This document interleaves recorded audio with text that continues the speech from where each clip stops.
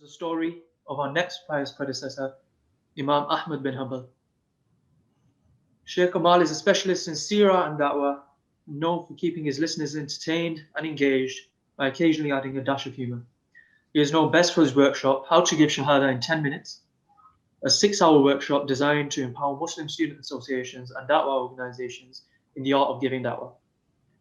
I'll now hand it over to Shaykh Kamal to begin his story. All right. Assalamu alaikum wa rahmatullahi wa barakatuh. Can you hear me well? Yes? Yes. Alhamdulillahi Rabbil Alameen. Wassalatu wassalamu ala rasulih al-amin wa ala alihi wa sahbihi ajma'een. Amma ba'd. The biography of Imam Ahmad, rahimahullah, is easily one of my all-time favorite biographies. I don't want to say it's my favorite, meaning after the seerah. It could be, but it also could be Abu Bakr, Umar, I'm not sure. But Imam Ahmad's biography of all the scholars, absolutely it is my absolute favorite biography. And because you just see a human who has his fears and has his weaknesses, but he's a hero. The scholars used to say, Allah saved Islam through two situations or two people. Through Abu Bakr as-Siddiq, fi yawm al-ridda, on the day of apostasy. Meaning, Allah saved Islam through Abu Bakr as-Siddiq when the people apostatized and Abu Bakr remained firm and he insisted on fighting them until they came back to Islam. And Allah saved Islam through Ahmad ibn Hanbal in the fitna of the creation of the Quran. What does that mean? Some people, basically, there were many times Islam was attacked, the Kaaba was completely destroyed. There are many things that happened to Islam and to the Muslims that were really bad, but they never threatened Islam itself. So the scholars said that had it not been for Abu Bakr as-Siddiq being steadfast, we would have received today an Islam with no zakah. And had it not been for Ahmad ibn Hanbal, rahimahullah, remaining steadfast, and there was a point where he was literally by himself, if not with just a few handful of people, resisting the creation of the Quran. Had it not been for him, we would have received an Islam where the Quran is not the speech of Allah, but a creation of Allah subhanahu wa ta'ala. So it's not to put down anyone else and anything they've done for Islam, but a lot of the issues that faced Islam in the past didn't threaten changing the religion. But these two things were a threat to changing the religion, and had it not been for these two men after Allah subhanahu wa ta'ala, then it would have changed. So Ahmad ibn Hanbal was a complete hero in this sense, and no exaggeration whatsoever. He was born in the month of Rabi' al-Awwal in the year 164 after the Hijrah. 164 after the Hijrah. And that's about 780, 781 in the Gregorian calendar. His name was Ahmad ibn Muhammad ibn Hanbal, ibn Hilal ibn Asad ibn Idris, ibn Abdullah. But the point is Ahmad ibn Muhammad ibn Hanbal. But he was referred to as Ahmad ibn Hanbal and not Ahmad ibn Muhammad. And that's due to his grandfather, Hanbal. He was from the tribe of Shayban, and he was the governor of the city of Sarakhs in Khurasan. And he was very active, and he took part in bringing down the Umayyads. When the Umayyad dynasty was in charge. So Hanbal took part in bringing down the Umayyads and bringing the Abbasids to power. So he was actually a popular man. And because of the popularity of Hanbal, they used to refer to Imam Ahmad as Ahmad ibn Hanbal, not Ahmad ibn Muhammad ibn Hanbal. He was born in the city of Baghdad. And he says himself, I have never seen my father nor my grandfather. He had not seen, so he was born an orphan. And he had no brothers and no sisters, so he was just an only child. And he was close to his two uncles, Abdullah and Ishaq, the sons of Hanbal. Now, his uncles, Ishaq was his neighbor. And both of them were very knowledgeable and, like scholarly in their knowledge. Now, his description, a lot of times when you read the biography of someone, you read their description like, oh, that's not how I imagined them, or that's not how I imagined Umar, that's not how I imagined Uthman. So let's see if you imagine Imam Ahmad rahimahullah this way. He was tall, he was tanned, he was, they said heavily tanned, all right? So he had a heavy tan, he was tall, he was handsome, And of course, later on, he would put henna, light henna on his beard, a few black hairs, like all white, but with a few black hairs. This was later on, obviously. And he would wear coarse and rough clothing, and he would sit mostly cross-legged. His mother was a very wise woman, rahimahullah. Her name was Safiya bintu Maymuna bintu Abdul Malik, from Shayban as well. And she raised him alone because his father had died, as we mentioned.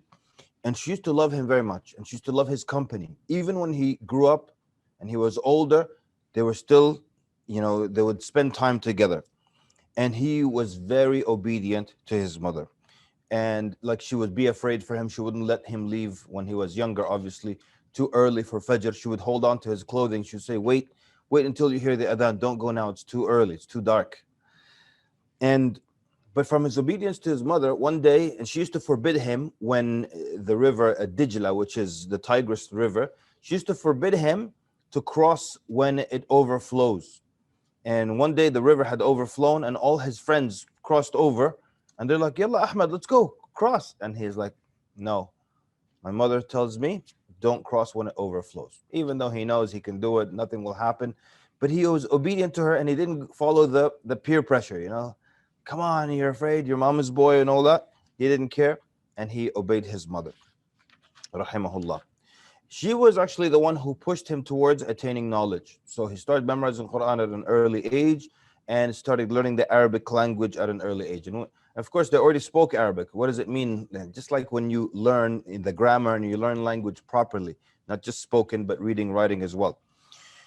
And she raised him to have piety and taqwa of Allah subhanahu wa ta'ala. And you can see this even in his childhood. He lived during the reign of Harun al-Rashid. And Harun al-Rashid would go to Hajj and he would go to battle. And he would, in the summer, camp at another city because of the heat in Baghdad. So the soldiers in Baghdad now, the soldiers would write the letters when the Khalifa is in their city. They would write letters to their wives. And a lot of the soldiers didn't know how to write. So they would ask, the wives of the soldiers would ask the young men like Ahmad ibn Hanbal and others who know how to write, they would dictate the letter so they could send it to their husbands, the soldiers who were traveling with the Khalifa. Okay, just for those who are confused, because the Khilafah was moved to Baghdad at this point, but the Khalifa would leave Baghdad in the summer. He would go somewhere else because it's too hot. And so the wives of the soldiers who left with the Khalifa, they would have the young boys write the letters for them. But he would refuse. Remember, he's a young man now. He would refuse to write anything that was indecent or anything there was like a complaint against Allah or anything like that. He would refuse to write it, even though he was a young boy. His uncle, he used to write the news of Baghdad to the governor. And the governor would travel with the Khalifa. So it's basically like spying. So he would write, so and so is up to this person is doing that, and then he would write these letters and he would give them to Imam Ahmad. So he would send them off so they could be mailed to the governor, so the governor gets the news of what's going on in the city. And then for a while the letters stopped coming. So when the governor returned to Baghdad, he asked Imam Ahmad's uncle, he said, where are the letters? Why did you stop sending them? He said, I used to send them with my brother's son, Ahmad. And so they called Imam Ahmad. He's a young boy now, remember. And they said, what happened? Why did you stop? What happened to the letters that you were supposed to send? He says, you want me to pass on this kind of news? Meaning spying on people and things like that. He says, I have thrown them. He said, أنا أرفع مثل هذه الأخبار. You want me to pass on news like this? He said, لقد رميتها في الماء. I threw it in the water, threw it in the river. Young boy. So what happened? They said, the grown men now, they said, Inna lillah wa inna ilayhi raji'un. This is a young man, and he is yatawarra. He has wara. He has this extra level of fear of Allah. Like, he's not even committing a sin. He doesn't even know what's in the letters, but he knows it's most likely that type of thing. So he's not going to do it. There wouldn't have been a sin on him because he's not sure, but he has wara. So he said, هذا غلام يتورع. This is a young man and he has this fear. So what about us? They felt ashamed of themselves. Another man, he said, indeed, I spend on my children and I bring them the mu'addibin. In the old days, those who were rich, they would bring the mu'addibin who were like tutors. They would come and they would teach, manners and refined manners and reading and poetry and things like high society stuff, right?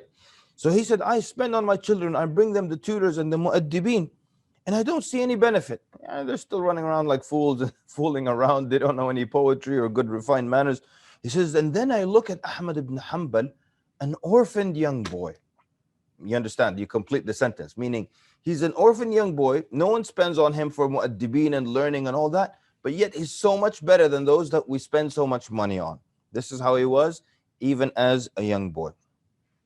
There was a man, his name was Ibrahim ibn Shammas, and he was known as Al-Abid Al-Zahid, the devout worshipper, and he left the material world. He was famous for that. He said, كنت أرى أحمد بن حنبل يحيي الليل وهو غلام. I used to see Ahmad ibn Hanbal do the night prayer continuously. He didn't say أحيا الليل once. يحيي الليل. He would constantly pray the night prayer while he was a young boy. Ghulam would put him anywhere from 10 to 11 years old. Actually some say under 10 is ghulam. So he's that young and he's constantly doing the night prayers every single night.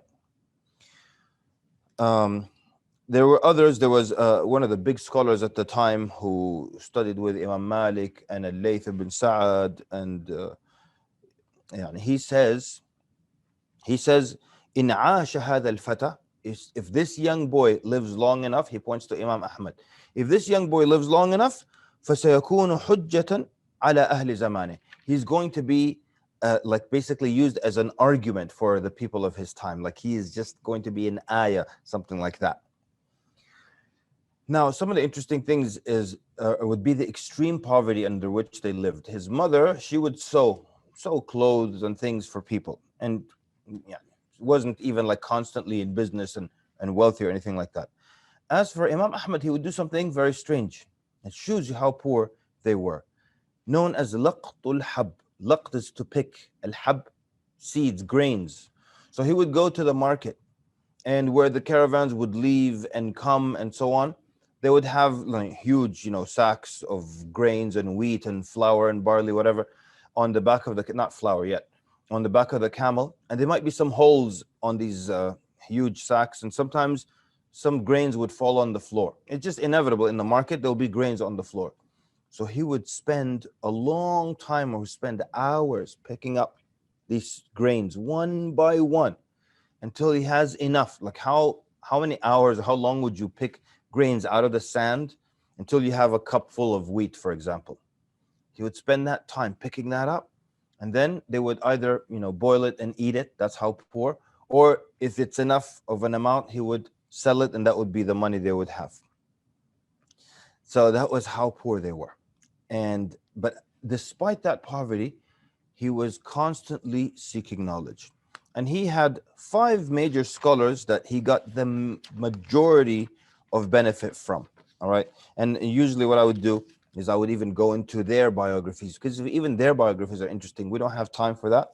But there was Hushaym ibn Bashir. Hushaym ibn Bashir, Imam Ahmad studied with him when he was a young man, and he remained with him for 4.5 years, and he memorized 3,000 narrations from Hushaym ibn Bashir. Then there was Yazid ibn Harun. Yazid ibn Harun was a great scholar. Let me tell you something about Yazid ibn Harun. He was such a major scholar that the fitna of the creation of the Quran was actually delayed. So the Khalifa wanted to announce to the Ummah that the Quran is not the speech of Allah and it's the creation of Allah. But he said, I'm afraid of Yazid ibn Harun. Yazid ibn Harun, if I say this and he says that, the whole Ummah will follow him. That's how much of a major scholar he was, and that's how much of like a following he had, that people would obey him over the Khalifa. So what happened? Yazid ibn Harun, what I want to say about him is that he actually used to joke a lot. He had a huge sense of humor, And this is now an issue of style, you know. And I understand a lot of people think that shuyukh are just like this and they don't joke when they're giving their lectures and what have you. And I'm talking about major scholars, right? But it's not, there is no rule to joke or to not joke. It's just basically whatever their personality is. So Yazid ibn Harun was such a big deal. He was such a big scholar to the point that the Khalifa delayed the creation of the Quran or announcing it until he died. When he died, he announced it immediately the day after. So, but he used to joke so much. Imam Ahmad, rahimahullah, didn't like joking. And that's just his style, especially when learning. He didn't like and appreciate joking. And that's why, but out of respect, Yazid ibn Harun wouldn't joke if Imam Ahmad was in the room. So one day, the Imam is teaching, Yazid ibn Harun, and he didn't see Imam Ahmad. So he starts joking. When he was joking like this with the students, Imam Ahmad actually was there, but he was in the back. So he goes like that. So then Yazid ibn Harun, rahimahullah, he saw Imam Ahmad in the audience and he smacked his forehead. And he said to the other students, why didn't you tell me that Ahmad ibn Hanbal is here so I wouldn't joke? You know, it's interesting if you do a collection, if you collect all the names of the scholars that used to joke a lot, you'll be surprised. Amongst them is Imam Ja'far al-Sadiq. Ja'far al-Sadiq, rahimahullah, Imam Malik studied with him. He said, رَأَيْتُهُ وَكَانَ كَثِيرُ الدُّعَابَةِ. He used to joke a lot, always playing around, joking and making people laugh and stuff. And there were others, Ali ibn Abi Talib. A lot of people don't know that because most of his reign, 6 months of it, was just a lot of turmoil and problems that he was dealing with. But he had a sense of humor, always joked. Anyway, so Hushaym ibn Bashir, Yazid ibn Harun. Then we have Ismail ibn Ulayya, another great scholar.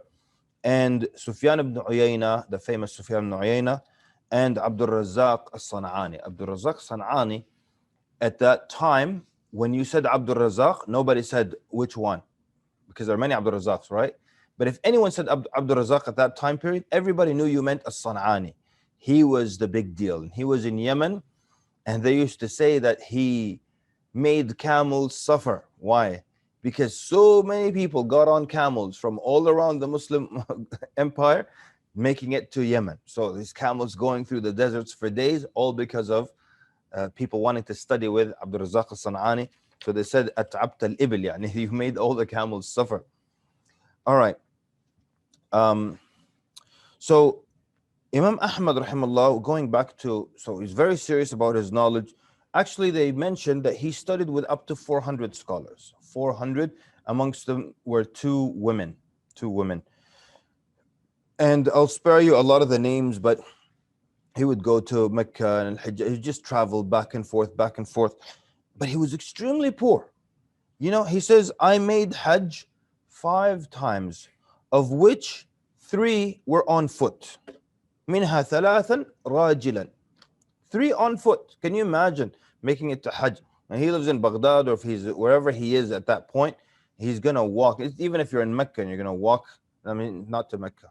If you're in Medina, you're gonna walk to Mecca. It's not an easy walk. But he said 3 times I made Hajj on foot. But then something else. So he said he made 5 Hajj, right? He said on all of them, I spent 30 dirhams. Yani, can you imagine? What is that? It's not dinars. A dirham is a silver coin. There are 12 dirhams in 1 gold dinar. So that's like it's small. So he spent 30, that's less than 3 dinars on 5 Hajj. Do you understand? Walking, barely eating, you know, just barely spending anything. 30, just unbelievable.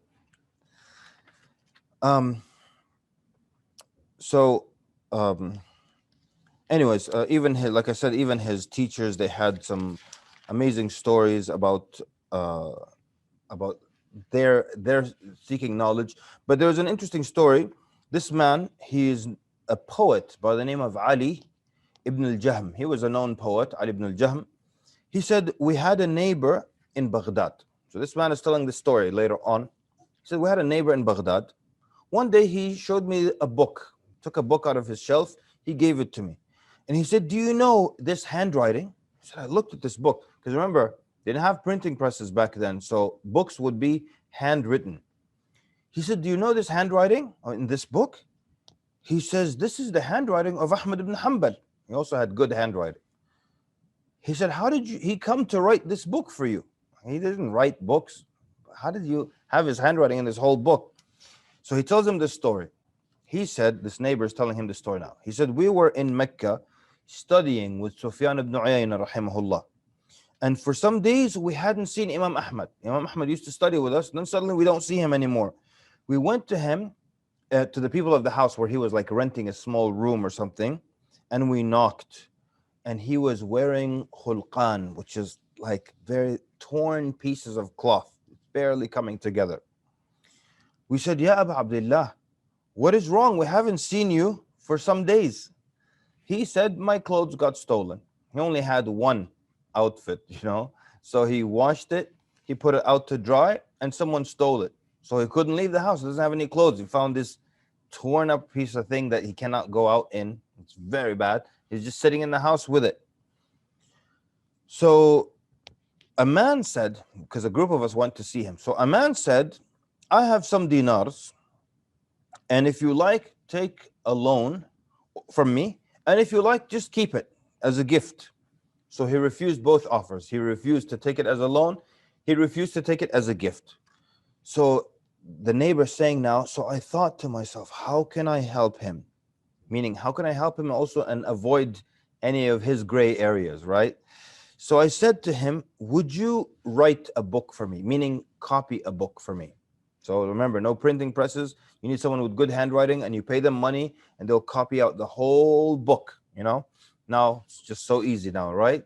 Life has changed so much. Just copy, paste, done, right? And now you sit for hours just copying the material. So he says, I said to him, would you write it for me for a fee? And he agreed. So I took out a dinar, a gold dinar, and I gave it to him. And he refused to take it. He said, just buy a piece of cloth for me and cut it in half. You understand? So one thing to understand, sometimes you watch the movie The Message, and you see everyone in full thobes and stuff. The poverty was extreme, especially at the time of the companions. It was much worse. And that's why you have in fiqh, when you're studying fiqh, how to pray if you have no clothing. You think, why would someone have no clothing? We have closets that are so huge we can walk into them. Walk-in closets, and you're surrounded with clothing and you still have nothing to wear, right? But here, so a lot of times they would just have something around their waist. And if they have extra money, they would take a cloth, just a long piece of cloth like this. Like when you go to the fabric store, you buy this square or long rectangular piece of clothing. They would like drape one over their shoulders if they had extra money, or they would just tie one around their waist. So that's what he says. He says, excuse me, buy a piece of cloth, cut it in half. فَأَتَزِرُ, I'll use it as an izar, wrap it around my waist, and wear the other. And bring me the rest of the money. So that gold dinar, so give me that cloth, and I'm going to use it, and then give me the rest of the money. So I gave him the clothes and the rest of the money, and I brought him paper and ink, and he started to write this book for me. And so this is his handwriting. But the story really shows the level of poverty that he had to deal with. One of the interesting things, amongst all the teachers of Imam Ahmad rahimahullah also discovered Imam al-Shafi'i. And by discovered, I mean he got to know the Imam, and the Imam was young. Imam al-Shafi'i was young, but he got to know him, and he was very impressed by his knowledge of fiqh in particular. Because until this point, Imam Ahmad was a muhaddith, all right? So the difference between a muhaddith and a faqih. Muhaddith can tell you the chain of narrators, okay? We heard haddathana, that's how he's a muhaddith. We heard from so-and-so who told so-and-so who heard it from so-and-so, like that, until the Prophet ﷺ. That's called the chain of narrations. And the muhaddith, his job, his expertise, he looks at these chains, he identifies the names, and he can find if it's weak or not, and so on and so forth. But the muhaddith isn't, or wasn't, or might not be too concerned with what is the ruling we take, what are the rulings we make out of this hadith, or what benefit and gems we can pull out of this hadith. He's not concerned with that. He's just concerned with telling you authentic, not authentic. But Imam al-Shafi'i was a faqih, so he'll tell you the rulings out of something. You know, one of my favorite stories about muhaddithin and fuqaha, there were a bunch of muhaddithin sitting in the masjid. And so a woman enters and she has a basic question. So the muhaddithin, you know, they're all beards and everything sitting on the floor. The woman just sees Maulanas, just sees a bunch of shuyukh. So she goes, she asks them a basic question on menses. So all the muhaddithin couldn't answer that question. Then Imam al-Shafi'i walked in, and when they saw him, they said, he will answer that question for you. So she asked him this very basic question, and then Imam al-Shafi'i responded, yes, it's halal and this and that. Then he gave the hadith. The minute he said the hadith, all the muhaddithin jumped up, yes, and this hadith is narrated by so and so from so and so from so. They all knew the hadith, they knew the chain, they knew the narration, but they didn't know what rulings to make out of it or to pull out of it. So then Imam Ahmad was studying hadith in that sense, a muhaddith, but then he started to learn fiqh, and he started to learn fiqh with Imam al-Shafi'i. Even though Imam al-Shafi'i was young, he was extremely knowledgeable, he had traveled and studied with a lot of students. So the Imam then started to study with al-Shafi'i, and he, in a way, discovered him early. There's a story that I love very much. So Imam Ahmad, he was with the Imam Ishaq ibn Rahwiyah, right? And he said, Imam Ahmad said, Ya Abu Yaqub. So this Imam Ishaq ibn Rahwiyah, he was sitting, and Imam Ahmad tells him, Ya Abu Yaqub, get up, and I'll show you a man you have never seen anyone like him. Remember, they're in the class of the great scholar Sufyan ibn Uyayna. He says, so I got up, and he took me near Zamzam, and there was a young man wearing white, and he had a good appearance, and he had a good mind.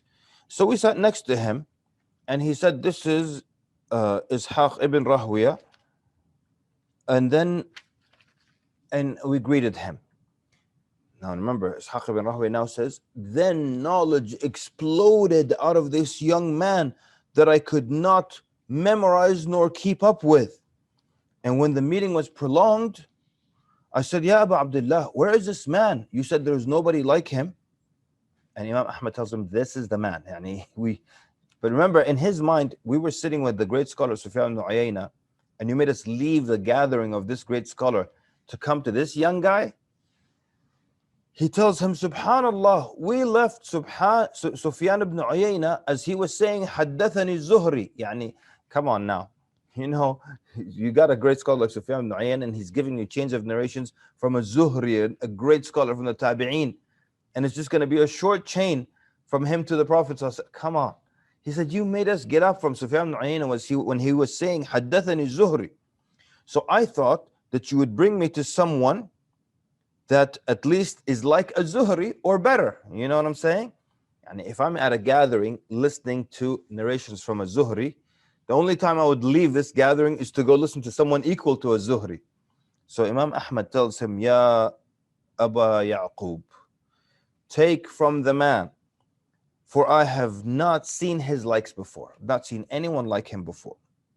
So Imam Ahmad kind of discovered this with Imam al-Shafi'i and started to benefit from him. And so now he's learning hadith and he's learning the fiqh as well. And that's why he's a faqih, or part of why he became a faqih. And Imam al-Shafi'i also, you recognized the knowledge of Imam Ahmad in hadith. So he would tell him, if you consider hadith authentic, then let me know, so I'll use it, because you're more knowledgeable than me. So they both actually benefited from each other. And there were other scholars that the Imam went and sat with, but some of them were very short-lived. I just want like one example. He says, I also went to Ibrahim ibn Mu'qil ibn Munabbih as-San'ani. He said, I went to him and he was difficult, and he was just a strict sheikh. He said, I stood at his door for a day or maybe two. What does that mean? So in order for the sheikh to accept you, and if he is very strict and doesn't want to take on any more students, you have to prove your worth, right? You have to either be exceptional up here or just prove that you sincerely are committed. So he said, I stood at his door for a day or maybe two, just waiting for permission. And the Shaykh is just, no, just ignore it. And then until I got to him and he gave me two hadith. Two hadith. Stood for a day or two and he got two hadith. But that's all he said. You know, like today, if a sheikh, especially like an older sheikh, is like a little harsh with someone, oh, khalas, it's the end of the world. Get on Facebook, get on Twitter and tweet about the sheikh. And this is not the akhlaq of the Prophet sallallahu alaihi wasallam. And this is not how you treat the believers. And ya akhi, khalas, an older man and a scholar. If you can't take it, what are you doing then? You know? People just, people too soft these days. You know, there was this one person we knew, and he had met Shaykh Al-Albani rahimahullah, and the Shaykh basically, he was like being a jerk, I think, and the Shaykh kind of like gave him a talking to. Didn't like scream at him, but just like give him a little bit of a rebuke maybe. Oh man, until recently, he's just not bad mouthing the Shaykh. But he always speaks about him in a negative way. Khalas, Sheikh, what? Your pride got hurt? Get over it. And sometimes you have a mean teacher. Sometimes you have a strict teacher. But what do you want? The teacher to be lovey-dovey with you, or you want the knowledge? You know, that's really the big deal here. If you want the knowledge, you want something else. You want the Sheikh to give you candy and stuff. Anyways, now, of course, all that I'm saying applies to scholars in the true sense of the word. They're older, white hairs, and then they can be a little impatient. That's fine. I'm not talking about young speakers acting like jerks because they think they know something. All right. So that does not apply. You know, someone is in his early 30s and he's like yelling at people. Oh, we're going to have to go out to the parking lot and deal with this issue. Right. Anyways, people. Imam Ahmad did not sit and teach until he reached the age of 40. And when they asked him why, he said the Prophet ﷺ was sent when he was 40 years old. All right. Now, this was his decision. Like I understand. I know a lot of people like don't do anything until you're 40. Don't speak until you're 40. Don't write a book or an article until you're 40. Come on. One thing I regret many years ago, I was gonna write this booklet basically, and I had great research for it and excellent material and everything, and it wasn't even such a heavy topic. And I remember this one person just cut me off like, no, don't write it until you're 40. I was like, I don't necessarily see that as a condition, yani. But I remember I just dropped the project, till today I regret it. But that was what he decided, right? And people were waiting for him. Imam Ahmad is known, this is without even teaching. People are waiting for him to finally start teaching the hadith. And when he started at age 40, he started in Baghdad at the Grand Mosque. And people came and they were so impressed because his chains of narrations were very short. He had very short chains to the Prophet ﷺ. And he would teach from a book despite his superb memory. Why? He would teach from a book. He would have the hadith written in front of him and the chains in front of him. Even though he memorized it by heart, like he knew it like the back of his hand, but just extra precaution so he doesn't give anything incorrect to the students. And that's how much care was given to preserving the hadith of the Prophet. The muhaddithin were very serious about that. That was their life, right? And they even they would have roll call in the sheikh's classes, like they'll take the attendance and everything just so that they know you listened and you received a hadith from so and so, that you can't just make up a chain and stuff like that. But his gathering would reach 5,000 students, and in these gatherings were some great scholars, not just like students of knowledge, but there were some big scholars who would sit in these gatherings. 5,000 students, and there would be total silence. So now the question is, microphones weren't invented, so how did people in the back hear? There's 5,000 people in the Grand Mosque. I think I'm almost out of time, huh? So basically what would happen is they would have one person stand within earshot of the Imam. So when the Imam says a sentence or a hadith, then that person would yell it out to the audience that way. Then within earshot of that person, there's another guy. And when he hears that, he repeats it to everyone else. And then if need be, there's a third guy within earshot of that guy, and so on and so forth. And that's how they had microphones in the old days, right? So because of the size of the gatherings, his students couldn't ask questions. So he would have another special halaqa just for his students, and they would also include his sons, Salih and Abdullah. You always hear about Salih or Abdullah, you'll always read their name in his biography, or narrations, because they narrated from him as well. So narrated Salih from his father, or so on and so forth. Al-Marudhi, who was also great in his own right, he said, I've never seen the poor people more honored than in the gatherings of Ahmad ibn Hanbal. Another beautiful thing about his gatherings, some gatherings you go and it's all the big shots, the rich people in the fancy robes are in the front, and the poor are in the back, and they don't have much chance to ask. But he said the poor in the gatherings of Imam Ahmad, who was poor himself, were so honored. They didn't sit in the back. They got to ask questions. They sat right next to the rich people, right next to the nobles. There was no such bad treatment of them whatsoever. Okay. Now, I don't know how much time I have. I'm going to keep going until you give me some kind of signal, right? I like a few things. One, he got married at age 40. He got married at age 40. Now, and other scholars gave this advice. Imam Abu Hanifa used to give this advice, finish your studies and then work and make some money and then get married, just so that she doesn't have to suffer.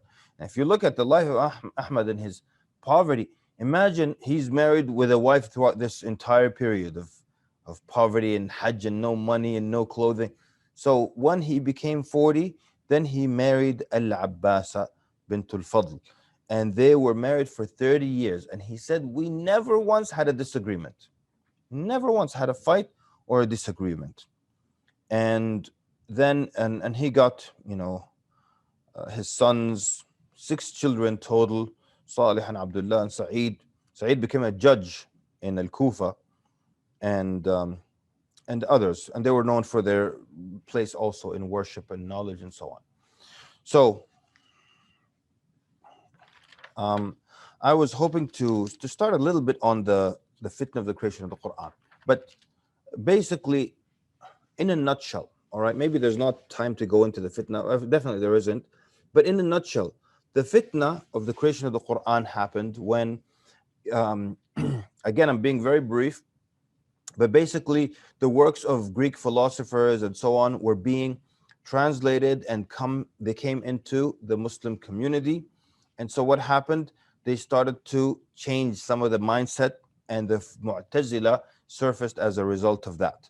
And the Mu'tazila had a number of issues, but they were able to be close to the Khalifa al-Ma'mun and al-Mu'tasim and 4 Khulafa people. Al-Ma'mun is when the fitna of the creation of the Quran started. And then he died, it continued at the time of al-Mu'tasim. Then he died, then it continued into al-Wathiq. And then he died and it continued into al-Mutawakkil, who finally ended the fitna. But what's interesting was that the Mu'tazila, they were surrounding the Amir. And every time the Khalifa dies, they keep whispering in his ear until he rekindles the fitna again and puts the scholars in jail again. So when al-Ma'mun started the fitna, he commanded all the scholars to be tested and to be put into the jails of Baghdad. So the jails, instead of being filled with thieves and so crooks, they were just loaded with scholars. Then he wrote, I'm being brief, he wrote to the chief of police in Baghdad. He said, if anyone says the Quran is not created, kill him. That's it. So then they brought the scholars one by one, and they would ask him, is the Quran makhluq? And each one would give some type of answer. Some of them would give an answer that could be understood 2 ways. Like, for example, one of them said, they said, is the Quran created? He said, the Quran and the Injil and the Zabur and the Suhuf and the Torah, all these 5 are created. You get what he's saying? all these 5 fingers are created. Okay, you can go. They let him go. He didn't lie, right? He said his fingers are created. They thought he said all these 5 books are created, including the Quran, so they let him go. And everyone came out with some kind of, twist and play of words to save themselves. And they told Imam Ahmad, say the same thing. He said, no, not in a situation like this. In a situation like this, we have to stand firm. It is not acceptable. And he was correct. He was very correct. Because what happened after the jail was packed full of all the scholars, when they were threatened with the sword, everyone found a way to free themselves, and some said it and they didn't believe it, and everyone got out until only 2 remained in jail. Only 2. Why? Why is that a big deal? If all of them stood firm, then they would all bear that weight and that pressure. But when everybody leaves and only 2 people stand firm, then it's easy to just execute these 2, or the pressure will break these 2. So that's why everyone has to stand firm. It's not acceptable to just save yourself. Then the religion is under the threat of being changed. Only 2 remained. Ahmad ibn Hanbal and Muhammad ibn Nuh. Muhammad ibn Nuh, rahimahullah, was a young man actually. He wasn't like a scholar with a standing and position and students. He was a young man, but he stood firm for the sake of Allah Azza wa Jal. SubhanAllah, Muhammad ibn Nuh, rahimahullah, there's not much known about him, but I personally just love him so much. This young man who never got married, gave up his life for the religion, So the message was sent to the governor, or the governor and the chief of police, the same person in Baghdad, saying, send Ahmad ibn Hanbal to me. They even mentioned Muhammad ibn Nuh. So the 2 of them now are in chains, and they're going to being sent to the Khalifa, to talk to the Khalifa. And they're followed by the soldiers. Imam Ahmad says, so something happened here that kept the Imam steadfast until the end of the fitna. A man came up to him. Man, let me find this part for you, because it's powerful. This is one of those things you want to see in 3D in Jannah, right? So, yeah. He said, while we were on the way to Al-Ma'mun, we stopped at a place called Al-Rahba. And something simple but had a great effect on the Imam happened. He says, a man, now Salih, the son of Imam Ahmad, is narrating this. He said, a man from the Arab of Rabi'a came. And he said, which of you is Ahmad ibn Hanbal? So they all pointed to me. So he came to me. So Imam Salih says, so he greeted my father and he said, oh, you. Look how he's speaking to Imam Ahmad. He said, oh, you are the representative of the people. So do not let them down. And you're the head of the people today. So don't ever agree or let the people down to what you're being called to, meaning agree to what you're being called to. So the people will then consent, and then you'll carry the sins of all on the day of judgment. Like if you consent, the people will consent. Like you're the only thing keeping the people steady right now. That you're saying no, so the population is saying no. But if you consent, the people will consent, and you will get their sin on the day of judgment. And if you love Allah, then be patient upon what you're on. For there is not between you and Al-Jannah except that you're killed. Listen to what he says. Some people are so eloquent, man.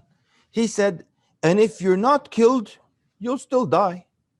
And if you live, you will live in a praiseworthy state. Ishta hamidan, meaning if you stay firm, you will live in a praiseworthy state. You're the man who stood against this. Until he tells him, oh, you, what if you're killed right here and enter Al-Jannah right here? Wassalam. Whew, man, oh man. That's it. Wassalam. And he left.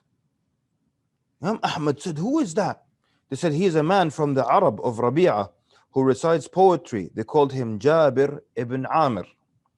And Imam Ahmad said his speech was from that which strengthened my resolve to stay and remain steadfast in refusing to what they were calling me to. Man, oh man, that was a historical moment. That's so amazing. Just comes to him and speaks to him like that. He stayed firm until the end of the fitna. And we're talking plus years in jail and in chains, whipping, dislocation, and beating and trampling, all kinds of things, being knocked out, unconscious, all kinds of torture, things that they did to him. And he stayed firm because of this statement from this man from the Arab of Rabi'a. All right. So when they came close, now it's just Muhammad ibn Nuh and Imam Ahmad ibn Hanbal rahimahullah, or rahimahumullah. When they got close to the army of the Khalifa, they were at the last rest stop. And then a servant of Al-Ma'mun, the Khalifa, he comes to them. And Imam Ahmad says, he entered upon me while he's wiping away his tears. This is how he walks in, with the edge of his garment. Okay, so I did it wrong. So he used his garment like this, and he's wiping his tears away like that. And saying, it is difficult for me, Ya Abu Abdullah. Indeed, Al-Imam has unsheathed a sword that he has never unsheathed before that. And he swears by his blood relations to the Prophet sallallahu alaihi wasallam that if you don't agree and respond to the saying of that the Quran is the creation, that he will kill you with that sword. Khalifa took out this sword, swore by his blood relation to the Prophet sallallahu, if you don't agree to the creation of the Quran, he will kill you with that sword. So Imam Ahmad then got up. This is just right the Fajr time. Imam Ahmad got up to pray, and then he lifted his hands and he says in dua to Allah, Sayyidi, my master, your patience has deceived this transgressor to the point of resorting to beating and killing. Yani, you've been so patient with him, and he's been deceived by that he thought he could kill and beat people because of how patient you are with him, meaning you're leaving him alone, of beating and killing. Oh Allah, if the Quran is your speech and uncreated, then protect us from him. Ya Allah, if the Quran is your speech and it's not created, then protect us from him. He just finished his dua, he just finished his prayer. Suddenly they start hearing people yelling and screaming. And what happened? They received the news of the death of Al-Ma'mun. So the Khalifa died now. So now they don't know what to do with them. Until the next Khalifa comes and takes charge and so on, we don't know what to do with them. So they send them back to Baghdad in their chains. And on the way, Muhammad ibn Nuh, the young man, he dies. And they just threw him in a grave in his chains. Just young student of knowledge, still had his life ahead of him, still didn't get married, still didn't finish what he was supposed to. They just threw him in this hole in the ground with his chains still on him, and they buried him in an unmarked grave. Nobody knows where it is until today. And now they're returning back to Baghdad. Imam Ahmad alone in chains, with the floggers and the soldiers and the people around him with their weapons, and he's alone in chains and being taken back to Baghdad to wait in jail until the new Khalifa comes into power, and then until the new Khalifa decides what to do with him. But as we said earlier, the new Khalifa rekindles the fitna. Then he dies. Then the third Khalifa rekindles the fitna. Then the fourth one rekindles it, and then finally ends it. And all throughout is the Imam is in jail, and the only time he comes out of jail is during the last Khalifa's reign. He comes out of jail a little bit, and then they try to put him back into it. But that is just the beginning of the fitna of the creation of the Quran. Then if you get into the debates, they're just unbelievable. They're just unbelievable. Like they'll give Imam Ahmad an argument that he'd never heard before, and within a second he has a refutation, and he silences them. The Mu'tazila, the scholars of the Mu'tazila. All right, that's is it Q&A time now? What do we have here? I've got 8 hours of material, so I don't think that I'll stop. But تفضل, yes, sir. Okay, yeah, we can now move on to the Q&A. As always, if you want to submit any questions, the link is in the chat. Okay, so starting off, the first question is, what lessons can we learn from the life of Ahmad bin Hanbal? Oh, is that life of Ahmad bin Hanbal that we can apply to us, and our lives? Oh, fantastic. Okay. I thought this was a Kahoot quiz you wrote up. Okay, I see what you're saying. So fantastic. The lessons, very fairly now. Not to, sometimes you exaggerate when you're talking about someone, but the lessons from the life of Imam Ahmad, you can just do an entire lesson and gain and understand how much he put effort into seeking knowledge, how much he traveled for knowledge, how many scholars he studied with. As I said, over 400. So one, seeking knowledge, and they would ask him, how long are you gonna keep studying? Because he had the mihbara, which is the ink, the pen and the ink. What do you call that ink thingy? Pot? I don't know what you call the ink pot, maybe. Anyways, he would say ma'al mihbara ila al miqbara, with the ink pot until the grave. He's constantly, it's a life of constant learning. And he only gained the place and the position he had because of his learning and his seeking knowledge. That's one. Two is standing firm for what you believe in. And he was not physically strong. He was physically skinny. He was old and he was weak. And they would beat him. And they would throw him in jail after the beating. And they would come and add big bricks like this to his chains so he can't move around. But he's so patient. One of my favorite stories is that he's in jail and it's so hot and he just got a beating and is just so thirsty, and they bring him ice. They didn't have freezers, people. They bring him ice in Baghdad in the summer. So they brought it from the mountains quickly and everything, right? Meaning, so he just held this bowl of ice. So can you imagine when you're dying of thirst? Then he asked, do you have ice for all the other prisoners? They said no. He said, then no, I won't drink it. Can you imagine that, people? So, man, there's so many lessons, but his perseverance, his patience, his standing for what he believes in, his seeking knowledge, his ibadat, many lessons, wallahi, from his life, rahimahullah. Wallahu ta'ala.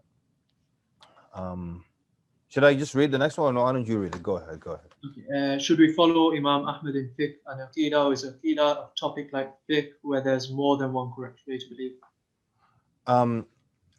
No. So, okay. So basically, one of the interesting things is that if you look at the madahib are all about fiqh, because for the most part, they don't disagree in aqidah. And aqidah is the most important thing. You know how people say, oh, Islam is a strict religion? Actually, Islam is not very strict in issues of fiqh. There are many different opinions. Sometimes there's more than one correct opinion in fiqh. And you can also have doubt in fiqh. Oh, I don't know if I should put my hands here or here in salah. That's all acceptable. Aqidah, this is where Islam gets strict. In aqidah, there's no room for doubt. If anyone says, I'm not sure if Allah is one or more than one, astaghfirullah, that takes them outside of Islam until they're sure. Or someone says, I believe in all the prophets except for Musa alayhi salam. You're not Muslim. It's not a bad Muslim. You're not Muslim anymore. So Islam is very strict with issues of aqidah. And the madahib don't even have madahib for aqidah, really, because people had one aqidah and then these deviant aqaid start to show up later on. Let me give you a hint. If someone tells you, I'm this aqidah, and it can be traced to anything besides Jibreel coming to the Prophet ﷺ, then leave it. Meaning, oh, I'm from Al-Jahmiyyah. Al-Jahmiyyah, well, it started with Al-Jahm ibn Safwan. Wallah, stop there. Your belief started with Al-Jahm ibn Safwan. Guess who my belief started with? Muhammad ibn Abdullah, alayhi salatu wassalam. You understand? So, Aqidah is actually very strict. There are a few issues where there's disagreements amongst the scholars, and I mean here of the classical scholars, and but they're minor issues. But Aqidah is more serious. What I want to close with, we made fiqh the serious one, and who cares about Aqidah? We made fiqh serious. So if someone doesn't do this fiqh thing and doesn't wipe over his socks, and his socks are not from leather, oh, that's the end of the world. But if someone doesn't believe that Allah is on his throne, even though Allah has mentioned 6 times in the Quran that he's above his throne, and the fawqiyya, the fact that Allah is above his creation, is mentioned multiple times in the Quran and mentioned in the authentic hadith, brother, these are issues of disagreement. Let's not split the ummah over the. You're going to split the ummah up over socks, but not about Allah Azza wa Jal. So we reverse the situation, people. Aqeedah is absolutely the most important. And there's little to no room for movement and playing games and disagreement. But fiqh, there's room, and we made fiqh the strict one, And Aqidah, brother, don't split up the ummah. Wallahu ta'ala a'lam. Okay, next question. What are the most precious characteristics of Imam Ahmad bin Hanbal? Yes. I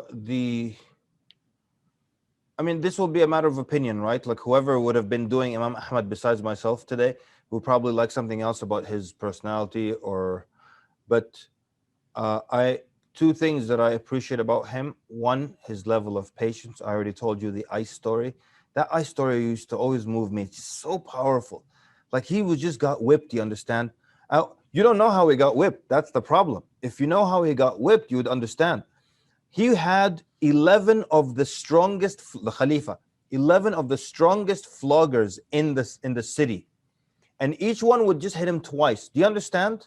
If you bring one strong man and tell him whip a guy 100 times, 1 and 2 will be super powerful, but 63 is not going to be like number 4. True or false? So he wanted to keep them fresh and strong. So he would say, "Idrib qata Allahu yadak." Strike, may Allah cut off your hand. And the first flogger would just hit with all his power into 2. 1, 2. Then he would move to the back of the line. The next guy comes in fresh. Do you understand how they whipped him? The doctor who came and treated Imam Ahmad, he said, Wallahi, I have seen people who've been given 1,000 lashes and they're not as bad as his less than 100 because of the power. And then he had to cut off this piece of like skin. His back was just worn out completely, no skin. And there was this piece he had to cut off with a piece of metal. And they said Imam Ahmad didn't make a single sound. So I love his patience. I love how he forgave everybody. 9 years he's in jail. And he forgave everyone. When he came back, if he was under house arrest, so he was like free from jail, people would come to him and say, make dua against them. He would say, Laysa bisabirin man da'a ala zalimih. If you make, he's a high level of patience. He's saying, I'm not patient then if I'm making dua against them. He's saying, I've forgiven them. And he forgave everybody. That's another amazing characteristic of the Imam, rahimahullah. All right. The only thing my least favorite characteristic of his is just no sense of humor. Just kidding. All right. Wallahu ta'ala, just amazing. Wallahi, this biography is just something else, people. Go ahead, sir. Okay, so could you please explain how Imam Ahmad has links to the other 3 madhahib? Okay, fantastic. So all right. So the first scholar we have going in chronological order, the first of the 4 imams, the madahib, we have Imam Abu Hanifa, rahimahullah. Okay, and he was born like 96 after the Hijrah or something like that. All right. Then we have after him, a little later than him, Imam Malik, and they're reported to have met just once, or something like that, or maybe he sent his son to meet him or something like that. All right, but more or less, so Imam Abu Hanifa, then later on Imam Malik, but Imam Malik never left Medina except for Hajj. Never left Medina except for Hajj. And Imam Abu Hanifa is in Iraq, basically, right? So then what happens? Then while Imam Malik is a teacher at the height of his, let's just say, popularity and career, Imam Shafi'i comes to visit him. He comes barefoot, walking from Egypt all the way to Medina with a letter from the governor to ask someone to intercede for him to study with Imam Malik. When Imam Malik sees the letter, he throws it to the ground. He says, even knowledge is with intercession. Then Imam Shafi'i spoke to him. And Imam Malik was taken by the knowledge of a Shafi'i and his eloquence for a young man, so he accepted him as a student. So now we have Abu Hanifa over here, we have Imam Malik, and under him a Shafi'i studying. Then we have, remember, and also in Baghdad, so in Iraq, we have Imam Ahmad. Imam Ahmad initially began to study with Abu Yusuf. Abu Yusuf was not only one of the 3 greatest students of Imam Abu Hanifa, rahimahullah, but he was also the one who developed and built al-madhhab al-i'tibari, which is the madhhab not directly related to the Imam, but the madhhab of the Imam that was built upon by his students. So Abu Yusuf and Muhammad ibn Hassan al-Shaybani were the ones who built that madhhab. So Imam Ahmad studied under Abu Yusuf, and that's why you will find Maliki and Shafi'i fiqh agreeing in many issues, because Shafi'i studied under Malik. And you'll find Hanbali and Hanafi fiqh agreeing in a lot of issues because of that relationship. Wallahu ta'ala a'lam. I hope that answered the question. Yeah. Okay. That was the link. Okay, so what sort of practical steps can we take as university students to have this sort of conviction and firmness of our deen, just as Imam Ahmad bin Hanbal had?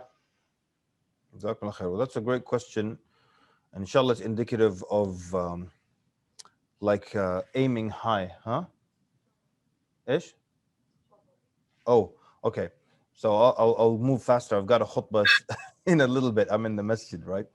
So basically, there isn't a dua here, and there isn't a formula or a chart that you fill in every day. And I know that sounds too easy, but it's exactly the answer. It's like, how does one become patient?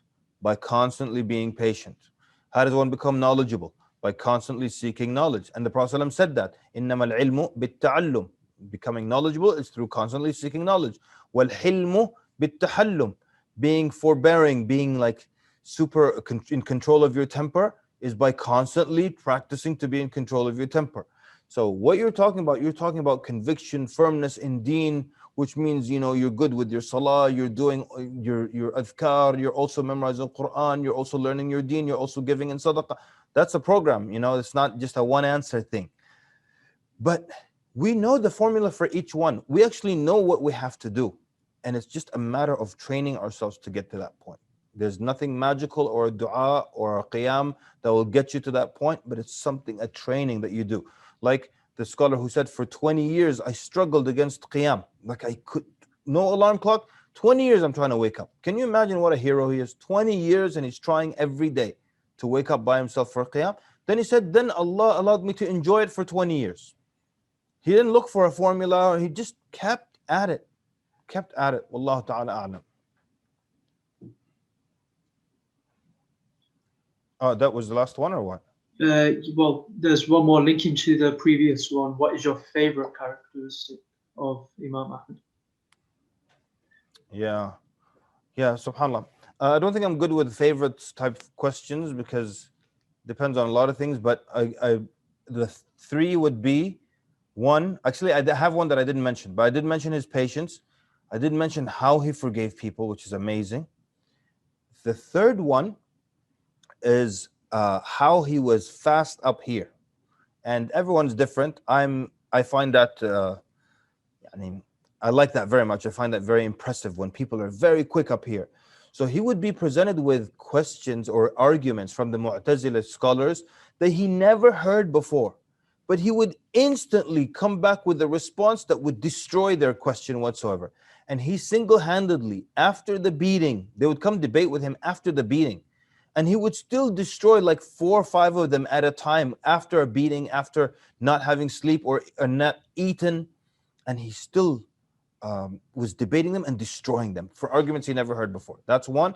And actually I have another one, and that was also how he feared the haram. He would, at the end when the mutawakkil invited him to his house, they brought him the doctor because he was so sick. He had not eaten a morsel for days because he believed the food of the Khalifa was haram, and he just remained patient until he was unconscious from hunger. And he used to refuse to take any money from the Khalifa, and nothing made it into his family or his extended family except 1 dinar, which one of the children took one day. And the Imam was angry, but just unbelievable. Allah, I love Imam Ahmad rahimahullah.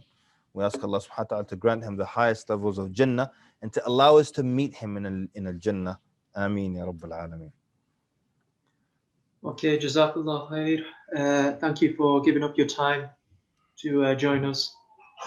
Assalamu alaikum wa rahmatullahi wa Barakallahu feekum. My pleasure. Thank you guys for thinking of me and for having me. And I apologize to everybody for not having enough time to make fun of British people.